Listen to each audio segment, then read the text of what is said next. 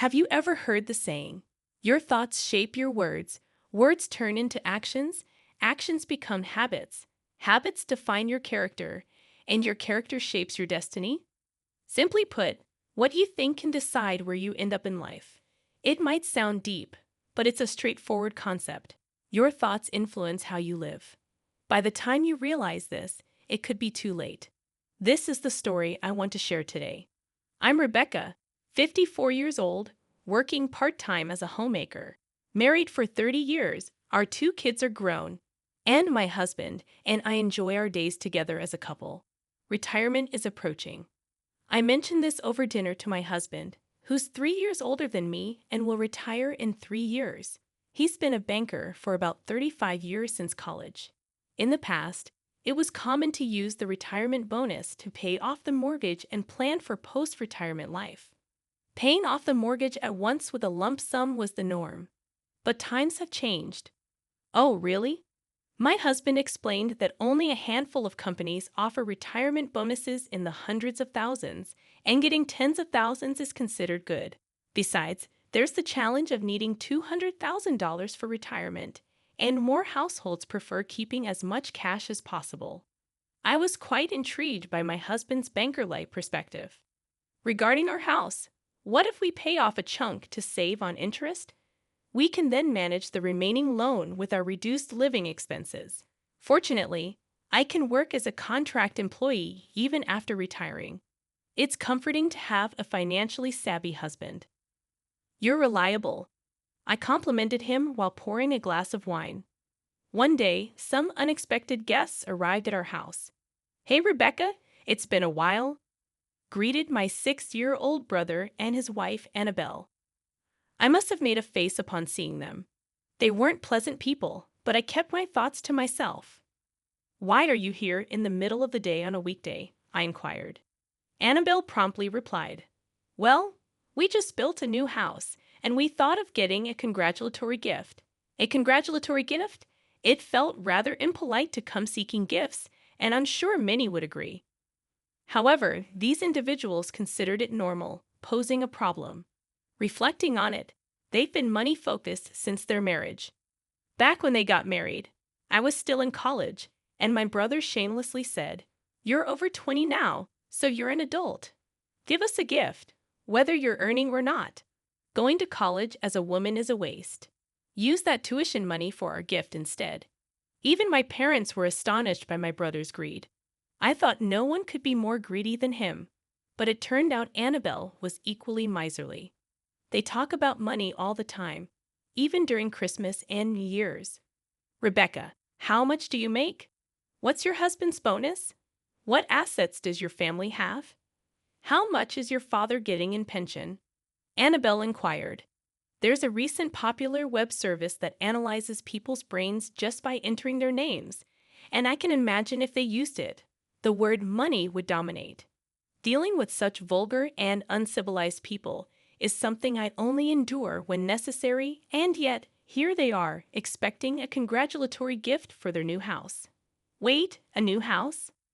I learned that my brother retired at 60 this year.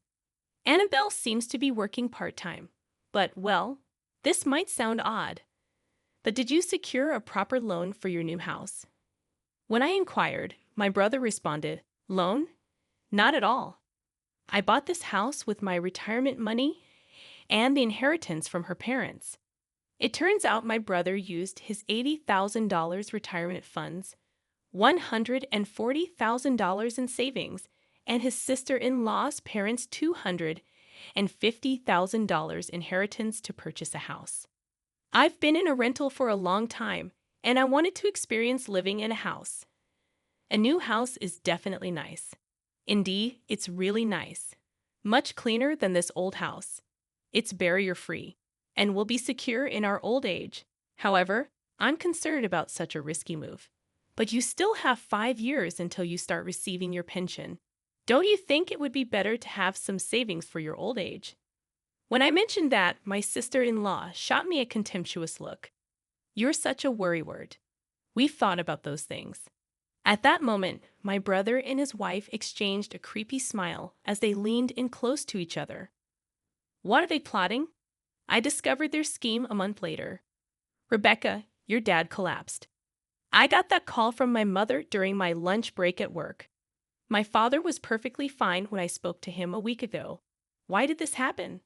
I informed my workplace and immediately rushed to the hospital. Upon arrival, my husband was already there, offering comfort to my haggard and slouched-shouldered mother.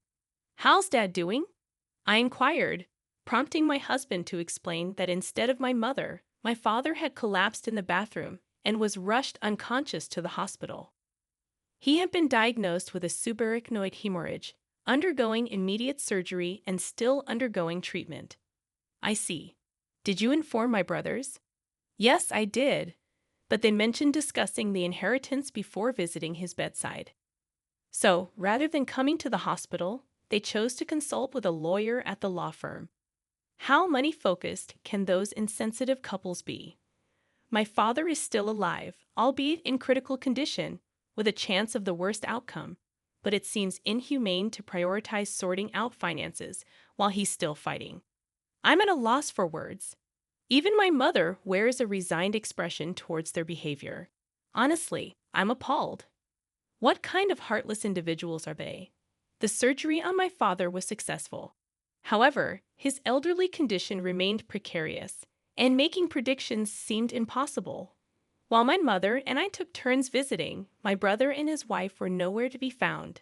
Then, a week after the surgery, we received a call from the hospital. "Your father's condition has suddenly changed."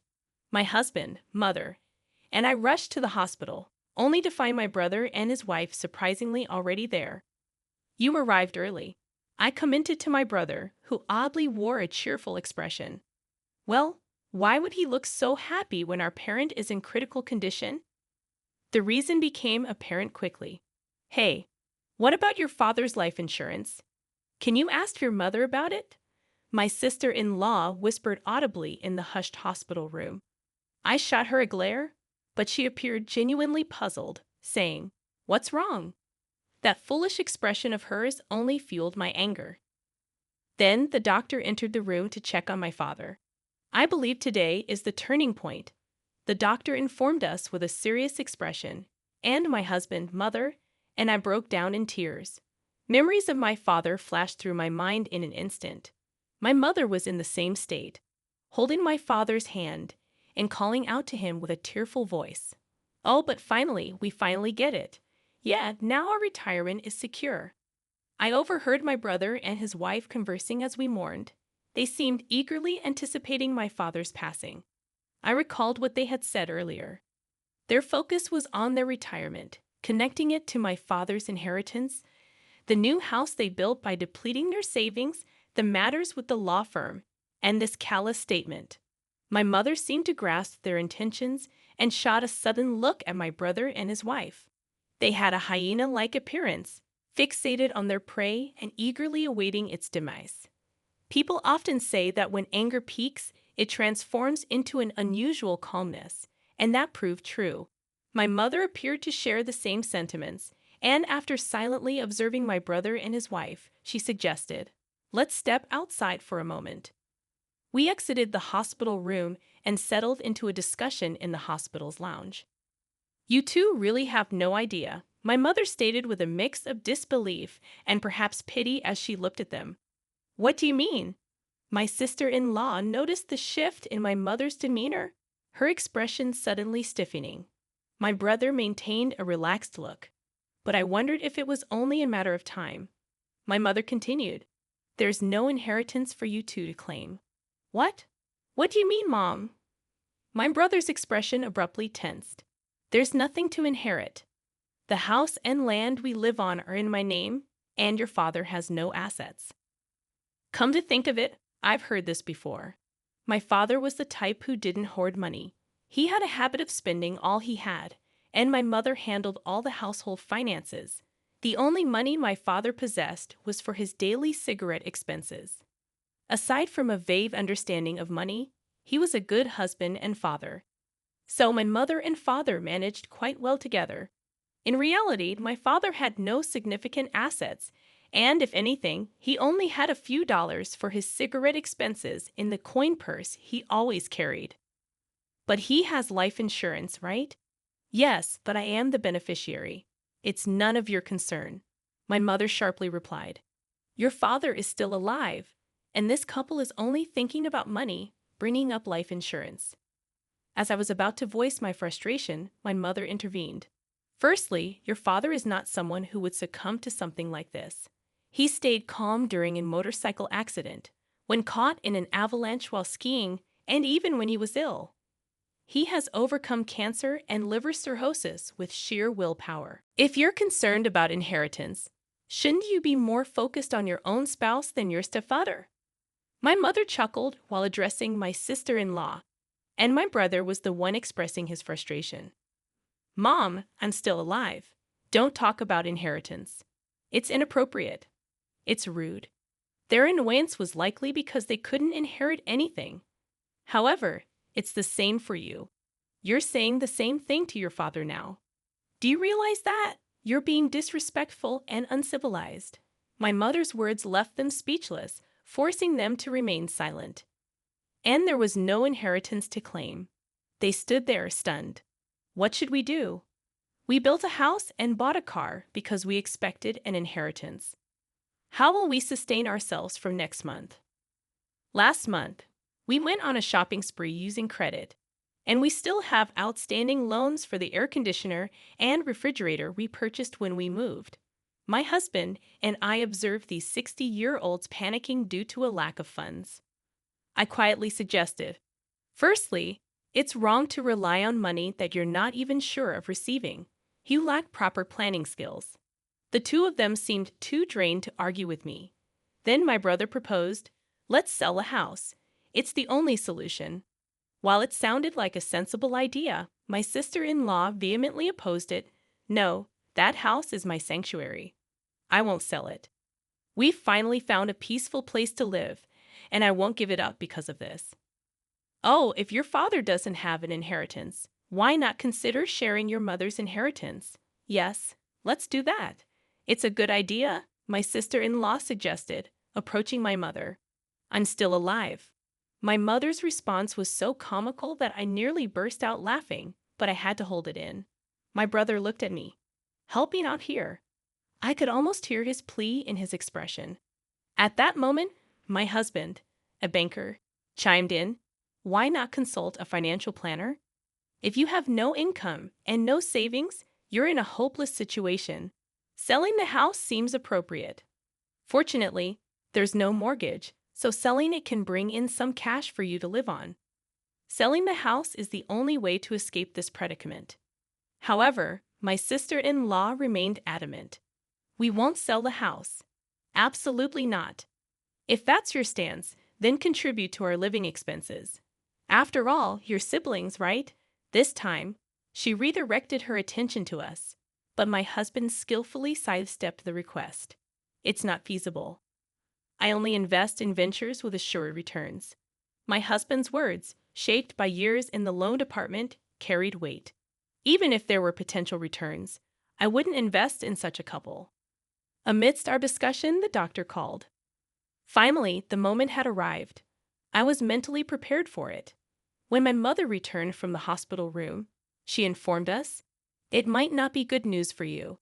Your father has regained consciousness.